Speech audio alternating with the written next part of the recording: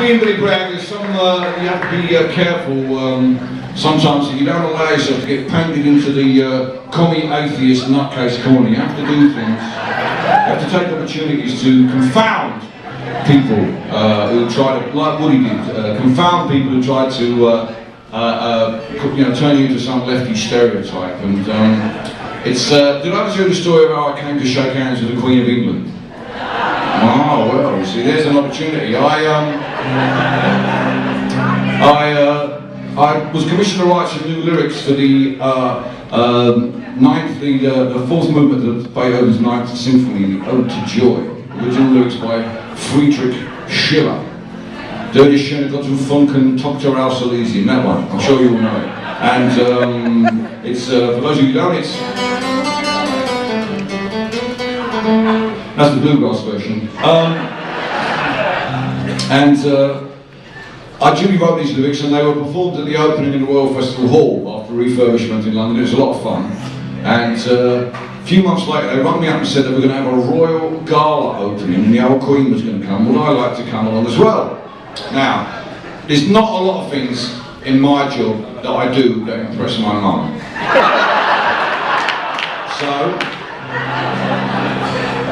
So I duly arranged for us all to go, me, my missus, my son, my mum. We went along and they sang my lyrics to the Ode to Joy. It was fabulous, the old Queen was there. And then as we were leaving at the end, they said to me, one person from the festival said, if you want to come downstairs in the foyer and get on the end of the queue, you can shake her hand. And my mum gave me this look.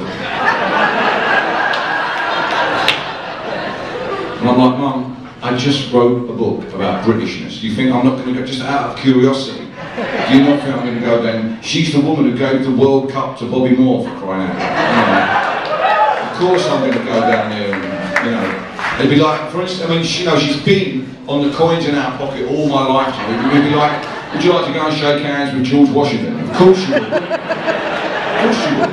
And same haircut as well. Exactly the same haircut. So I went down, you got on the end of the line, and as she came down the line, she finally got to me, and she gave me a look and said, what the fuck are you doing?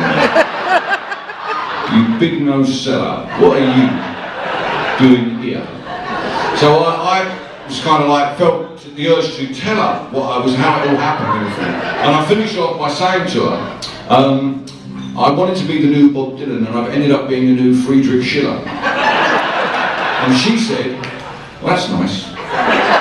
And we both laughed. And my mum said to me afterwards, you didn't tell the Queen a joke, did you? I said, no, everyone knows the Queen has no sense of humour.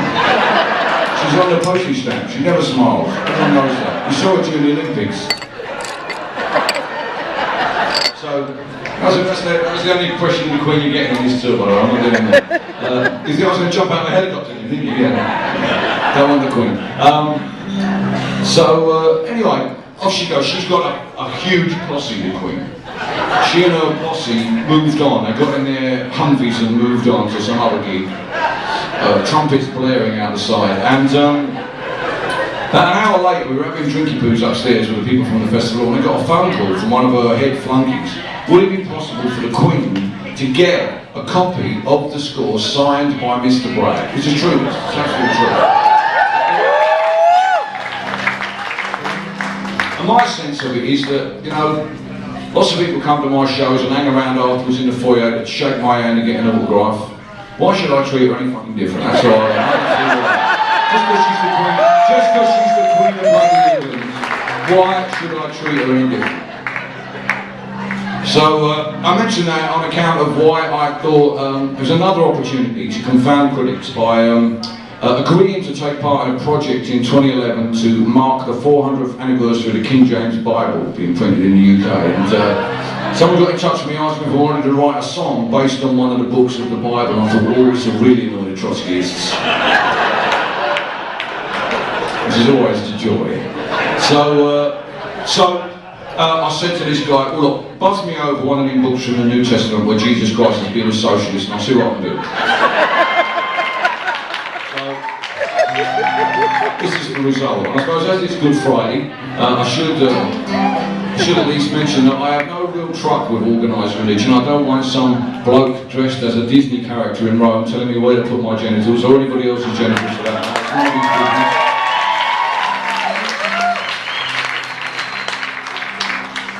And I don't know what Bible Michelle Shocked was reading last week. There's not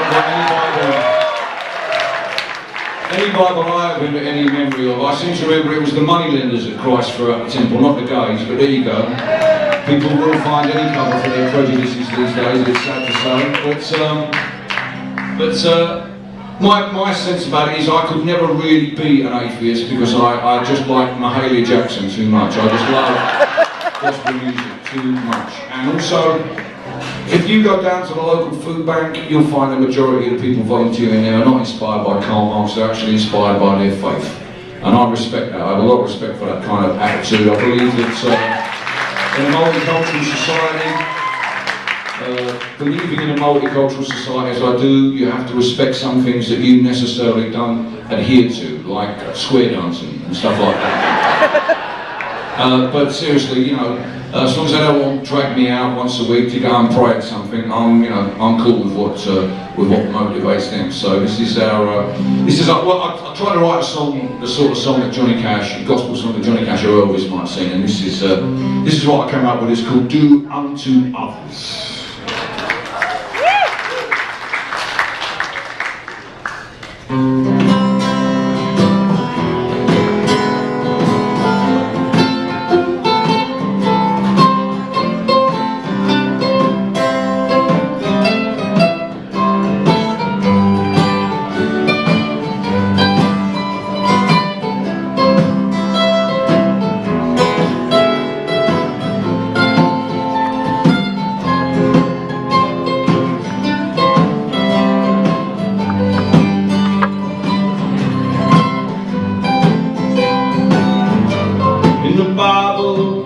We are told God gave Moses in the days of old 10 great commandments for his people to hold true.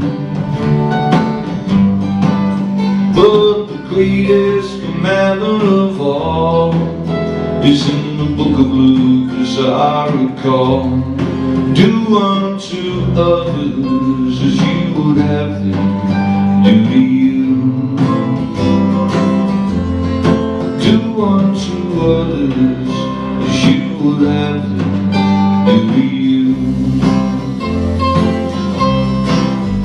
Now maybe you don't believe in the story of Adam and Eve, and call upon science to prove it's all untrue.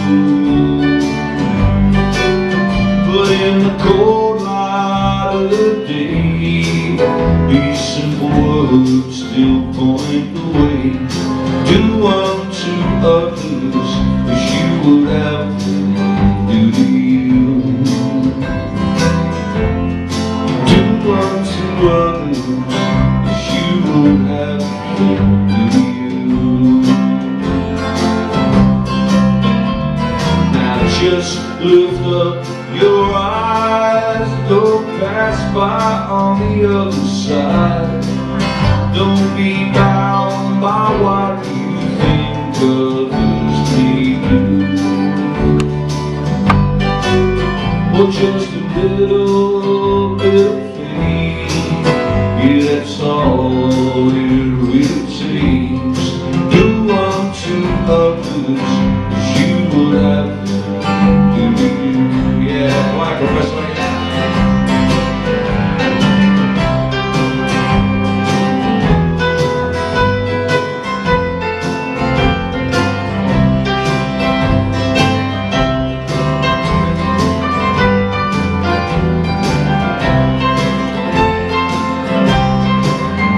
Now the way the world is run, too many people looking out for number one.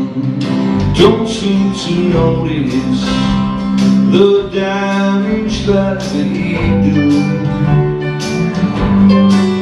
Though it's not widely understood, oh, but there is a greater good. Do of